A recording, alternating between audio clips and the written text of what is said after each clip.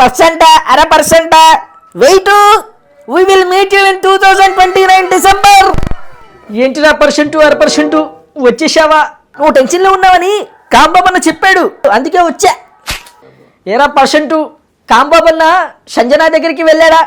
ఖచ్చితంగా కాంబాబన్న 100% సుకన్య దగ్గరికి వెళ్ళాడు. చేసిన మా కాంబాబన్నకి నెత్తుర్లో వేడి తగ్గట్లేదురా పర్సెంటు. సరే అన్న, ముందు ఎందుకు టెన్షన్ పడుతున్నావో చెప్పు, 100% సాల్వ్ చేస్తా. ఏం లేదురా పర్సెంటు, నాన్నగారు కొండలో ఏలిడ్చిని కైలాసవాస అయ్యాడు.